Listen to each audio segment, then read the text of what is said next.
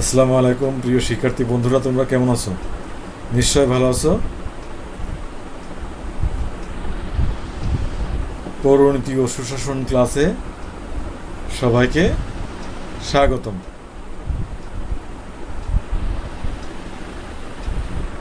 আমি BM ইউসুফ আলী, প্রভাষক রাষ্ট্রবিজ্ঞান, Kamalapur school and college, Sabujbagh, Dhaka.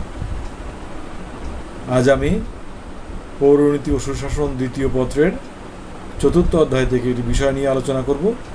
তোমরা আমার সাথে থাকবে এই প্রত্যাশা করছি।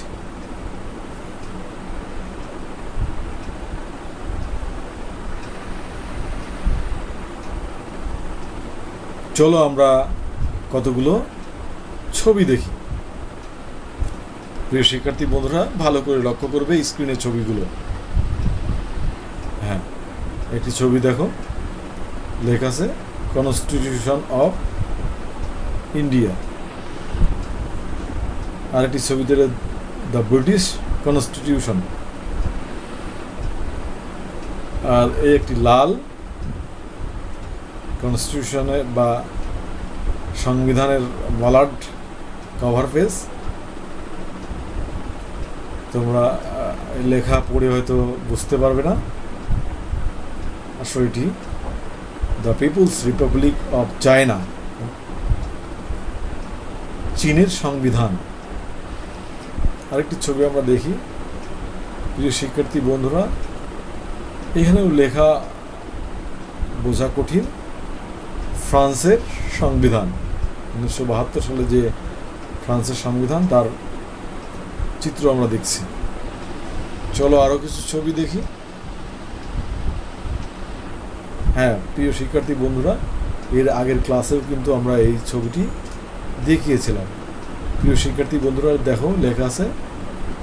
কি লেখা আছে একটু পড়ে দেখো, বুঝে গেছো কিটির ছবি? আরেকটি ছবি আমরা দেখি, স্পষ্ট হবে তাহলে বিষয়টি। হ্যাঁ দেখো, একটা বই দেখছি আমরা, সেখানে লেখা আছে গণপ্রজাতন্ত্রী বাংলাদেশের সংবিধান। প্রিয় শিক্ষার্থী বন্ধুরা, আমাদের আজকের আলোচনার বিষয় কি হতে পারে? চলো তো দেখি আমাদের আজকের পার্ট কি হতে পারে। প্রিয় শিক্ষার্থী বন্ধুরা, একটু চেষ্টা করে দেখো তো। হ্যাঁ, অনেকেই ধরে ফেলেছ। আমাদের আজকের আলোচনা বাংলাদেশের সংবিধান। প্রিয় শিক্ষার্থী বন্ধুরা, আমাদের আজকের আলোচনার বিষয় হচ্ছে বাংলাদেশের সংবিধান। বাংলাদেশের সংবিধানের একটি বিশেষ অংশ আমরা আলোচনা করি।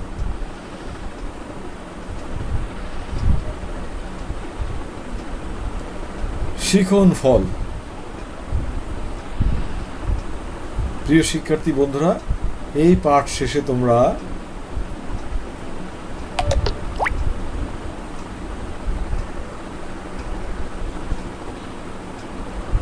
শিখন ফল।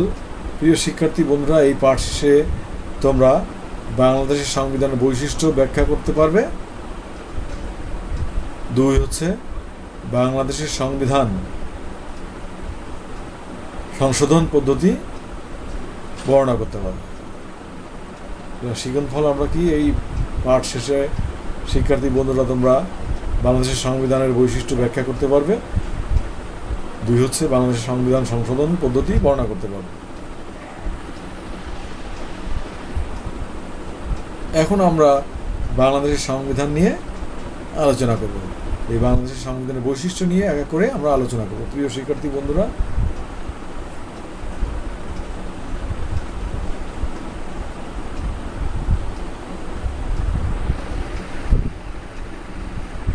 বাংলাদেশের সংবিধানের বৈশিষ্ট্য এক এক করে আমরা দেখব।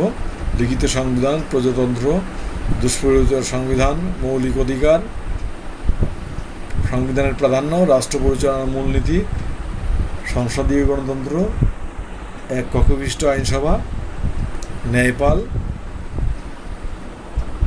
এক কেন্দ্রিক শাসন ব্যবস্থা, বিচার বিভাগের স্বাধীনতা,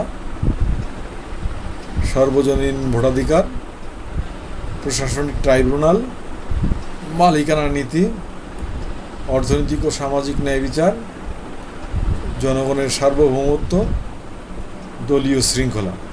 এই হচ্ছে মূল বৈশিষ্ট্য 1972 সালের সংবিধানের মূল বৈশিষ্ট্য। 72-এর সংবিধানের পাশাপাশি দু একটি সংসদের বাংলাদেশের বর্তমান সংসদের বৈশিষ্ট্য আমরা উল্লেখ করব। আমরা এখন সংবিধানের বৈশিষ্ট্য সম্পর্কে আলোচনা করব। 1. লিখিত সংবিধান। বাংলাদেশের সংবিধান লিখিত। মোট 82 পৃষ্ঠার এ সংবিধানে 153টি অনুচ্ছেদ, যা 11টি ভাগে বিভক্ত এবং যাতে একটি প্রস্তাবনায় 4টি তফসিল আছে। 1972 সালের সংবিধানে 4টি তফসিল আছে, কিন্তু বর্তমান সংবিধানে 7টি তফসিল আছে। 2. প্রজাতন্ত্র। বাংলাদেশ একটি প্রজাতন্ত্র। একজন নামমাত্র রাষ্ট্রপতি হবেন রাষ্ট্রপ্রধান, যার নামে রাষ্ট্রের শাসন কার্য পরিচালিত হবে এবং তিনি সংসদ সদস্য দ্বারা নির্বাচিত হবেন। রাষ্ট্রপতি জাতীয় সংসদ সদস্যদের ভোটে নির্বাচিত হবেন। 3. দুষ্পরিবর্তনীয় সংবিধান। বাংলাদেশের সংবিধান দুষ্পরিবর্তনীয়।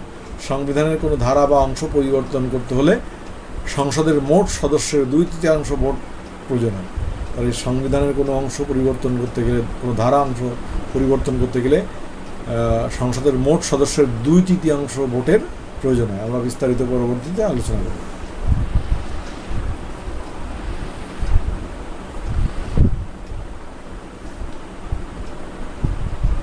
4. মৌলিক অধিকার। মৌলিক অধিকার কি এটা আমরা আগে জানি। সংবিধান স্বীকৃত অধিকার হচ্ছে মৌলিক অধিকার। বাংলাদেশের সংবিধান জনগণের মৌলিক অধিকার প্রণয়নের ব্যবস্থা করেছে। বাংলাদেশের সংবিধান জনগণের মৌলিক অধিকার প্রদানের ব্যবস্থা করেছে। নাগরিকদের মৌলিক অধিকার নিশ্চিত করার জন্য একটি অধ্যায় রাখা হয়েছে, যেখানে নাগরিকদের রাষ্ট্র কর্তৃক স্বীকৃত বিভিন্ন মৌলিক অধিকার একটি দীর্ঘ তালিকা দেওয়া আছে। সেই তালিকায় জনগণের মৌলিক অধিকারগুলো কী কী আছে সংক্ষেপে আমরা জেনে দিই। বাক স্বাধীনতা, জীবন ধারণের অধিকার, চলাফেরার স্বাধীনতা, চিন্তা ও বিবেকের স্বাধীনতা, সম্পত্তির অধিকার, সভা সমিতির অধিকার, ধর্মীয় স্বাধীনতা ইত্যাদি মৌলিক অধিকার সংবিধান দ্বারা স্বীকৃতি দেওয়া হয়েছে। 5. রাষ্ট্রীয় সংবিধানের প্রাধান্য। রাষ্ট্রীয় সব আইনের উপর সংবিধানের প্রাধান্য দেওয়া হয়েছে। সংবিধানের সাথে সাংঘর্ষিক কোনো আইন বাতিল করা হয়েছে, অর্থাৎ রাষ্ট্র পরিচালনার ক্ষেত্রে সংবিধানকে প্রাধান্য দেওয়া হয়েছে।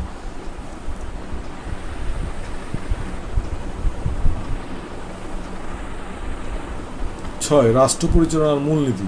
1972 সালের সংবিধানের অন্যতম বৈশিষ্ট্য হল এতে রাষ্ট্র পরিচালনার মূলনীতি কী কী আছে তা সুস্পষ্টভাবে লিপিবদ্ধ করা আছে। সংবিধানের 2য় ভাগে এটা উল্লেখ আছে, জাতীয়তাবাদ, গণতন্ত্র, সমাজতন্ত্র, ধর্ম নিরপেক্ষতাকে রাষ্ট্রীয় মূলনীতি হিসেবে ঘোষণা করা হয়েছে। তাহলে 4টি মূলনীতি কোনগুলো আমরা দেখি। জাতীয়তাবাদ, গণতন্ত্র, সমাজতন্ত্র, ধর্ম নিরপেক্ষতা। 7 নম্বর সংসদীয় গণতন্ত্র।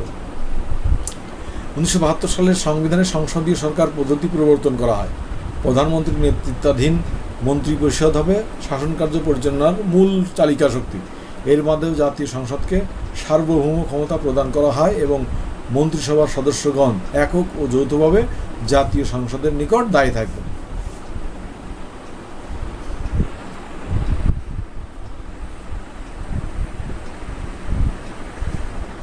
8.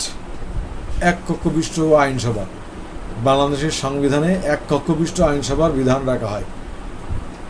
আমাদের আইনসভার নাম হচ্ছে জাতীয় সংসদ, আর এ আইনসভা হচ্ছে এক কক্ষবিষ্ট এবং আইনসভার সদস্য সংখ্যা হবে কত? 72 সালের সংবিধান অনুযায়ী 315 জন।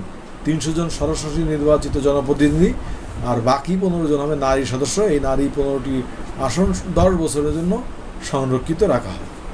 যদিও বর্তমানে এটা পরিবর্তন করা হয়েছে, বর্তমান সদস্য সংখ্যা হচ্ছে 350 জন। 50 জন সংরক্ষিত মহিলা আসন। এই মহিলা আসন 350 জন, 350 জনের ভিতরে 50 জন মহিলা সংরক্ষিত আসনে এই 50 জন নির্বাচিত হবে। কিভাবে সেটাও উল্লেখ আছে। আর সংখ্যানুপাতে যে দল যে পরিমাণে আসন লাভ করবে সেই অনুপাতে এই 50 জনের মধ্যে সিট বন্টন করে দেওয়া সেই দলের ভিতরে। ন্যায়পাল 9 নম্বর, বাংলাদেশের সংবিধানের ৭৭ নম্বর অনুচ্ছেদে ন্যায়পাল নিয়োগের কথা উল্লেখ আছে। সংসদ আইনের মাধ্যমে ন্যায়পাল সৃষ্টি করবে এবং ন্যায়পাল সুপ্রিম কোর্টের বিচারকের মতো ক্ষমতার অধিকারী হবে। সরকারের যে কোনো কর্তৃপক্ষের বিরুদ্ধে আনিত অভিযোগ শোনা, দণ্ড প্রদান এবং ন্যায়পালের কাছে জবাবদিহি করতে যে কেউ বাধ্য থাকবে। কত নম্বর অনুচ্ছেদে বলা আছে? বাংলাদেশের সংবিধানের ৭৭ নম্বর অনুচ্ছেদে, যদিও আজ পর্যন্ত কাউকে ন্যায়পাল পদে নিয়োগ দেওয়া হয় না। তাদের ক্ষমতা কেমন হবে? সুপ্রিম কোর্টের বিচারকদের মতো। প্রিয় শিক্ষার্থী বন্ধুরা, আরও কিছু দেখি আমরা বৈশিষ্ট্য। এককেন্দ্রিক শাসন ব্যবস্থা। 1972 সালের বাংলাদেশের সংবিধানে বাংলাদেশকে একটি এককেন্দ্রিক সরকার হিসেবে ঘোষণা করা হয়, যেখানে কেন্দ্রীয় সরকারকে সব ক্ষমতা প্রদান করা হয় আর কেন্দ্রীয় সরকারই সার্বভৌম কর্তৃপক্ষ হিসেবে সংবিধান অনুযায়ী শাসন কার্য পরিচালনা করে। পরবর্তী বৈশিষ্ট্য হচ্ছে বিচার বিভাগের স্বাধীনতা। বাংলাদেশের সংবিধানে বিচার বিভাগের স্বাধীনতা নিশ্চিত করা হয়। বিচার বিভাগকে জনগণের মৌলিক অধিকার ও স্বাধীনতা রক্ষার একমাত্র রক্ষা কবচ হিসেবে বিবেচনা করা হয়। সেই অনুযায়ী সংবিধানের বিচার বিভাগকে নির্বাহী বিভাগ থেকে সম্পূর্ণ পৃথক করার কথা ঘোষণা করা হয়েছে। তাহলে সংবিধান অনুযায়ী বিচার বিভাগকে নির্বাহী বিভাগ বা শাসন বিভাগ থেকে সম্পূর্ণ পৃথক করার কথা ঘোষণা করা হয়েছে। আরও কিছু বৈশিষ্ট্য আমরা দেখব। প্রিয় শিক্ষার্থী বন্ধুরা, তোমরা লক্ষ্য করো স্ক্রিনে। সর্বজনীন ভোটাধিকার। বাংলাদেশের যে সংবিধান 1972 সালের সংবিধান, সেই সংবিধানে প্রাপ্ত নাগরিকদের সর্বজনীন ভোটাধিকার প্রদান করা হয়। জাতি, ধর্ম, বর্ণ, লিঙ্গ নির্বিশেষে 18 বছর বয়স্ক যে কোনো নাগরিককে ভোটাধিকার প্রয়োগের জন্য ভোটাধিকার দেওয়া হয়েছে। তাহলে কত বছর বয়স হলে একজন নাগরিক ভোট দেওয়ার অধিকার লাভ করবে? 18 বছর। প্রশাসনিক ট্রাইব্যুনাল। 1972 সালের সংবিধানের অন্যতম বৈশিষ্ট্য হল প্রশাসনিক ট্রাইব্যুনাল গঠনের ব্যবস্থা করা। এটাকে সাধারণ বিচার ব্যবস্থা থেকে পৃথক রাখা হয় এবং সরকারি কর্মকর্তা ও রাষ্ট্রায়ত্ত প্রতিষ্ঠানসমূহের কর্মকর্তাদের নিয়োগ, পদোন্নতি, দণ্ড ইত্যাদি বিষয়ের সুরাহা এর এখতিয়ারভুক্ত থাকবে। তাহলে 1972 সালের যে সংবিধান, সেখানে প্রশাসনিক ট্রাইব্যুনালের কথা বলা হয়েছে। এটা বিচার বিভাগ থেকে পৃথক রাখা হয়। শুধুমাত্র সরকারি কর্মকর্তা ও রাষ্ট্রায়ত্ত প্রতিষ্ঠানসমূহের কর্মকর্তাদের নিয়োগ, পদোন্নতি, দণ্ড ইত্যাদি বিষয়ের সুরাহা এই প্রশাসনিক ট্রাইব্যুনালের অন্তর্ভুক্ত রাখা হয়, এখতিয়ারভুক্ত রাখা হয়। আরও কিছু বৈশিষ্ট্য আমরা দেখব। প্রিয় শিক্ষার্থী বন্ধুরা, রাষ্ট্রীয় মালিকানা। বাংলাদেশের সংবিধানের রাষ্ট্রীয় মালিকানা নীতি স্বীকৃত আছে। মালিকানা নীতি কেমন হবে? এখানে 3 ধরনের মালিকানার কথা বলা হয়েছে। রাষ্ট্রীয় মালিকানা, সমবায়, ব্যক্তি মালিকানা। তবে সমবায় ও ব্যক্তিগত মালিকানা রাষ্ট্র নিয়ন্ত্রণাধীনে ভোগ করা হয়। অর্থনৈতিক ও সামাজিক ন্যায় বিচার। 1972 সালের সংবিধানে অর্থনৈতিক মুক্তি ও সামাজিক ন্যায় বিচারের কথা বলা হয়। সংসদীয় গণতন্ত্রের মাধ্যমে সামাজিক ন্যায় বিচার প্রতিষ্ঠার কথা বলা হয়েছে। তাহলে সংসদীয় গণতন্ত্রের মাধ্যমেই কিন্তু সামাজিক ন্যায় বিচার প্রতিষ্ঠার কথা বলা হয়েছে। প্রিয় শিক্ষার্থী বন্ধুরা, আরও কিছু বৈশিষ্ট্য আমরা দেখি। জনগণের সার্বভৌমত্ব। বাংলাদেশের 1972 সালের সংবিধানে জনগণের সার্বভৌমত্বের স্বীকৃতি প্রদান করা হয়েছে। সংবিধানে বলা হয়েছে যে জনগণই সব রাষ্ট্রীয় ক্ষমতার উৎস। জনগণ প্রত্যক্ষভাবে বা প্রতিনিধি নির্বাচনের মাধ্যমে পরোক্ষভাবে রাষ্ট্রীয় ক্ষমতা পরিচালনা করে। রাষ্ট্রের মালিককে জনগণ। দলীয় শৃঙ্খলা। বাংলাদেশের সংবিধানের 70 নম্বর অনুচ্ছেদে দলীয় শৃঙ্খলার ব্যাপারে গুরুত্ব আরোপ করা হয়েছে এবং সেখানে বলা হয়েছে কোনো সংসদ সদস্য নিজ দল ত্যাগ করলে বা সংসদে নিজ দলের বিপক্ষে ভোট দিলে তার আসন শূন্য বলে বিবেচিত হবে।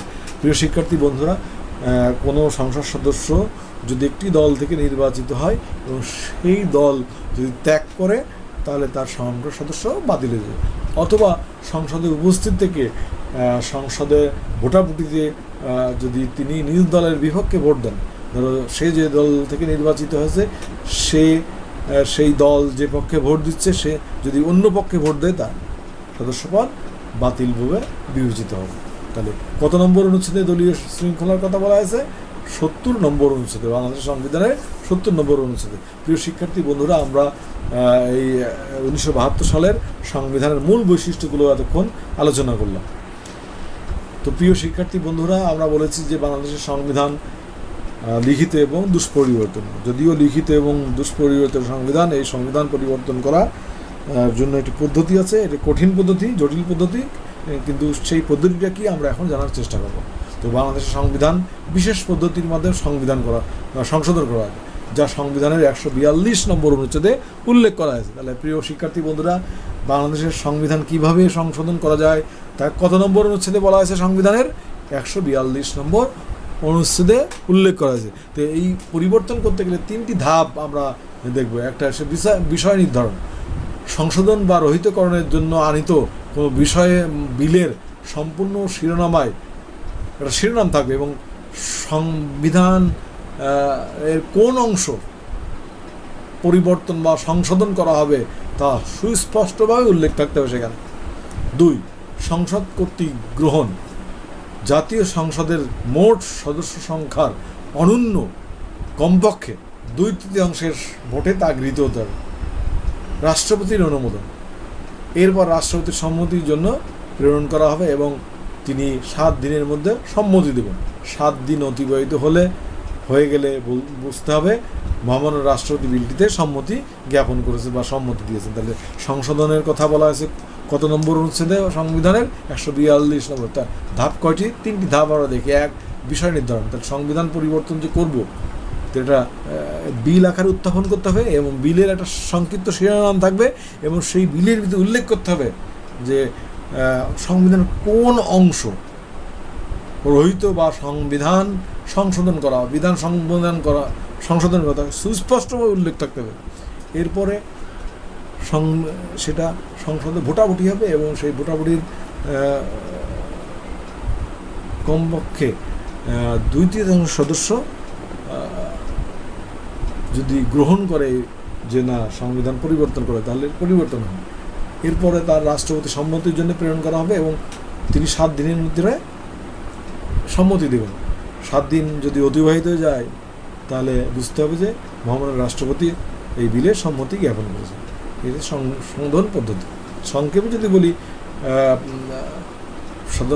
জাতীয় সংসদ সদস্যদের মোট সদস্যের অনন্য 2/3 সদস্যের ভোটে সংবিধান পরিবর্তন করা যায়।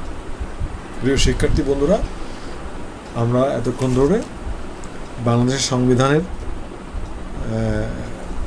বৈশিষ্ট্য, মূল বৈশিষ্ট্য এবং কিভাবে এটা পরিবর্তন করা যায় তা আলোচনা করলাম। নিশ্চয় তোমরা এই আলোচনা থেকে বাংলাদেশের সংবিধানের বৈশিষ্ট্য, 1972 সালের সংবিধানের বৈশিষ্ট্য জানতে বা বুঝতে পেরেছ, স্পষ্ট হয়েছে তোমাদের কাছে, এবং কিভাবে সংবিধান পরিবর্তন করা যায় সেটাও আমরা এখানে আলোচনা করেছি। প্রিয় শিক্ষার্থী বন্ধুরা, এই পর্যায়ে আমি তোমাদেরকে কয়েকটি কোশ্চেন করতে চাই। এতক্ষণ যা পড়ালাম তার উপর ভিত্তি করেই এই কোশ্চেনগুলো করব। তোমরা প্রস্তুত তো? দেখি। মূল্যায়ন। বাংলাদেশের সংবিধান কিভাবে সংশোধন করা যায়? হ্যাঁ, তোমরা সবাই পারবে আমার বিশ্বাস। সংক্ষেপে যদি বলি, তোমরা বলার চেষ্টা করো উত্তর করার। হ্যাঁ, পারবে সবাই নিশ্চয়। হ্যাঁ, বাংলাদেশের সংবিধান সংশোধন করা যায়। সংক্ষেপে যদি বলি তাহলে আমরা বলতে পারি, জাতীয় সংসদের মোট সদস্যের 2/3 সম্মতিতে, অনন্য 2/3 সদস্য সম্মতিতে বাংলাদেশের সংবিধান সংশোধন করা যায়। 2 নম্বর কোশ্চেন, বাংলাদেশের সংবিধানের 4টি মূল নীতি বল। আমরা কিন্তু এর আগে আলোচনা করেছি। একেবারে সহজ কোশ্চেন। হ্যাঁ প্রিয় বন্ধুরা, তোমরা সবাই পারবে। তারপরে মনে মনে উত্তরগুলো রেডি করে দেবে। হ্যাঁ, তোমরা ধরতে পেরেছ। এই 4টি মূলনীতি হচ্ছে: 1, জাতীয়তাবাদ; 2, গণতন্ত্র; 3, সমাজতন্ত্র; 4, ধর্মনিরপেক্ষতাবাদ বা ধর্মনিরপেক্ষতা। তাহলে কি আমি আবারও বলি: জাতীয়তাবাদ, গণতন্ত্র, সমাজতন্ত্র ও ধর্মনিরপেক্ষতা। তাহলে আমরা এই 2টা কোশ্চেন এখন সবাই পারবো, এটা আমার বিশ্বাস। প্রিয় শিক্ষার্থী বন্ধুরা, আমরা আলোচনার একেবারে শেষ পর্যায়ে চলে এসেছি। তোমরা এখন খাতা কলম বের করো এবং বাড়ির কাজ লিখে নাও। আমাদের আজকের বাড়ির কাজ: বাংলাদেশের সংবিধানকে কি উত্তম সংবিধান বলা যাবে? তোমার উত্তরের সপক্ষে যুক্তি দেখো। আমরা এতক্ষণ যে বাংলাদেশের সংবিধানের বৈশিষ্ট্য নিয়ে আলোচনা করলাম, এই বৈশিষ্ট্যগুলো দেখে কি আমরা আসলেই বলতে পারবো বাংলাদেশের সংবিধান উত্তম সংবিধান? তোমার সপক্ষে যুক্তি দেখো।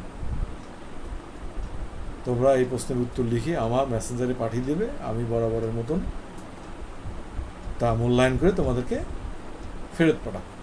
প্রিয় শিক্ষার্থী বন্ধুরা, এতক্ষণ ধরে তোমরা আমার সাথে থেকেছ, ধৈর্য সহকারে ক্লাসটি শুনেছ বা দেখেছ, এই জন্য আমার পক্ষ থেকে অসংখ্য ধন্যবাদ। তোমরা সবাই ভালো থেকো, নিরাপদে থেকো। আজকের মতো ক্লাস এখানেই শেষ করছি। আল্লাহ হাফেজ।